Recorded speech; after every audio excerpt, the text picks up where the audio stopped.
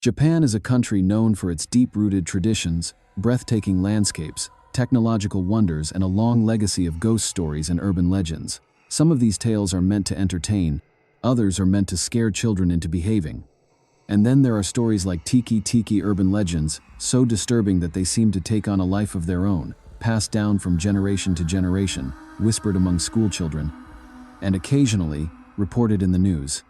Teke Teke is not just a ghost story, it's a warning.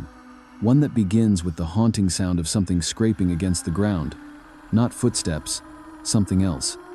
Something broken, dragging, echoing in the night. The name Teke Teke comes from the sound she makes as she moves, an eerie, repetitive scraping. Teke, teke, teke. What makes the legend truly unsettling isn't just what she looks like, but how she came to be. The story varies across Japan, but most versions begin with a young schoolgirl. Her name is rarely remembered, perhaps to make her feel more universal, more real. In some versions, she's described as a shy, quiet student who kept to herself. In others, she was a victim of bullying. But all the stories agree on one thing: her death was horrifying. One night, while walking near a train station alone, she fell onto the tracks. The reasons vary. Some say she slipped, others say she was pushed, and a few versions say she jumped. But it doesn't matter how she fell. What matters is what happened next. A train was coming. She tried to get up, she screamed. But it was too late. The train cut her body in half. The upper torso separated from her legs in a flash of steel and blood. She died instantly, or so people hope. Some say she didn't. Some say she was still alive for a few seconds. Her body twitching on the platform, her face twisted in agony, blood pouring from her mouth as she stared at the people watching, frozen in horror. And now, she haunts the streets at night.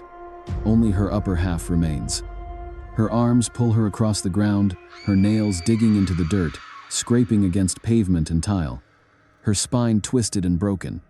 Her lower body, gone. The noise she makes as she crawls is unmistakable. Teke Teke Teke. That's how she got her name.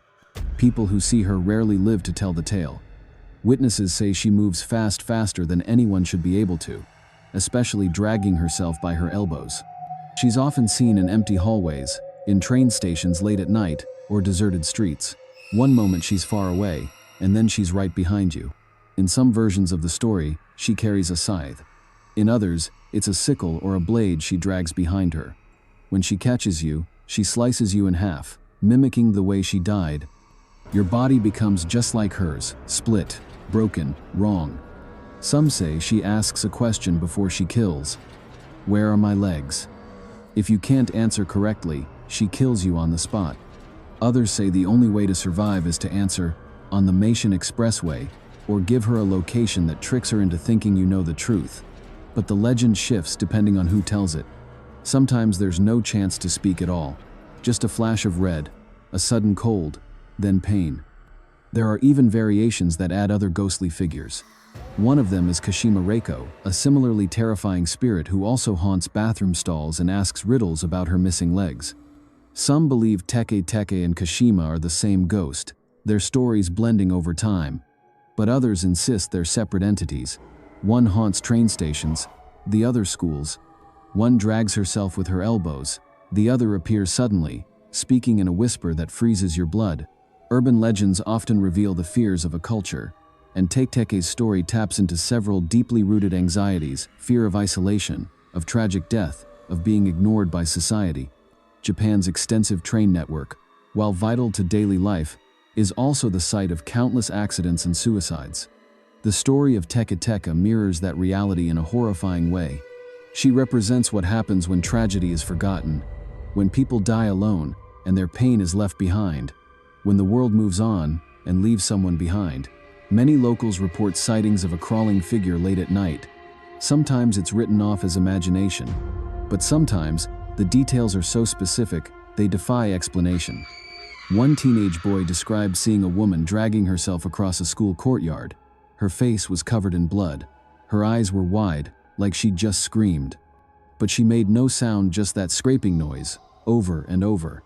By the time he ran to get someone, she was gone. Another girl claimed to hear the noise outside her apartment window on the third floor. That's when she saw fingernail marks on her balcony door. She never opened it again. Not all versions of the legend are old. Some have evolved with time.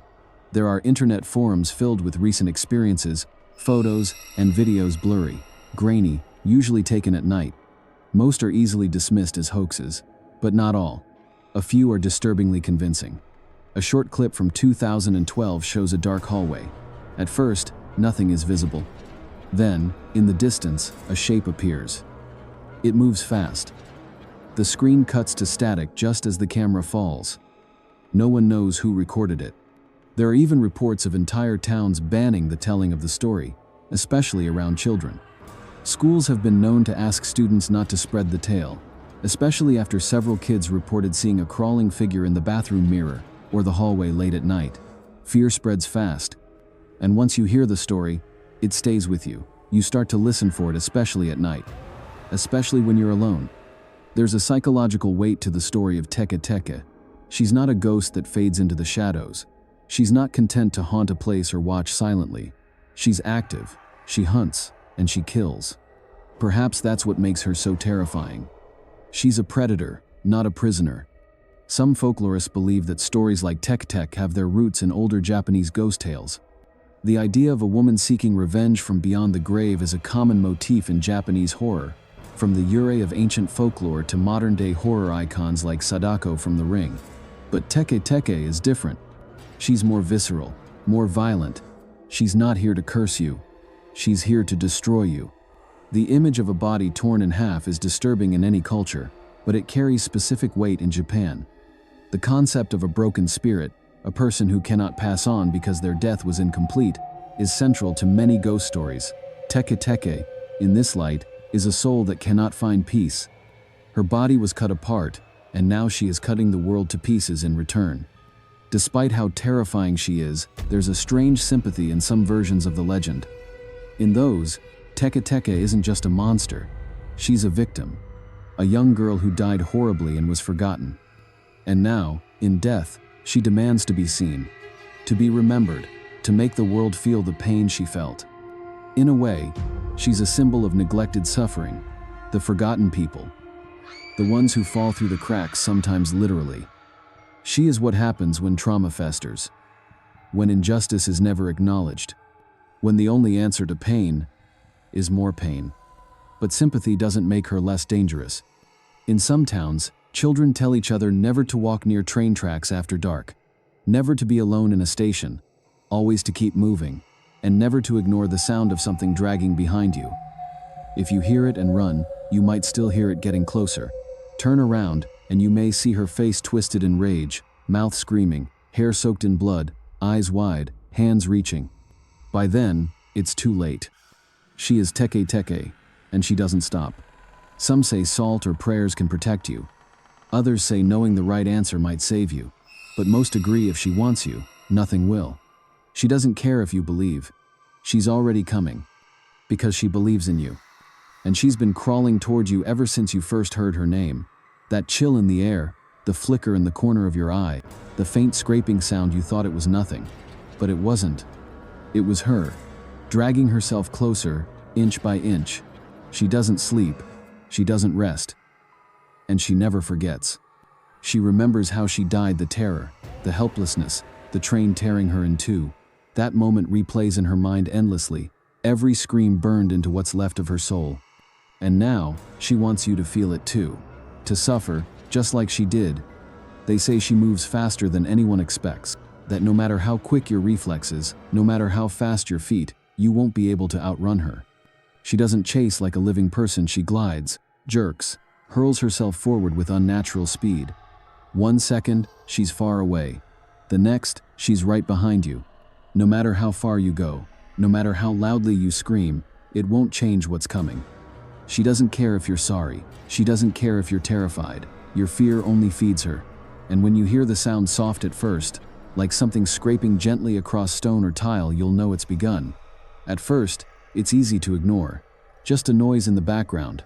But then it grows louder, closer, more urgent, a rhythmic pattern you can't explain.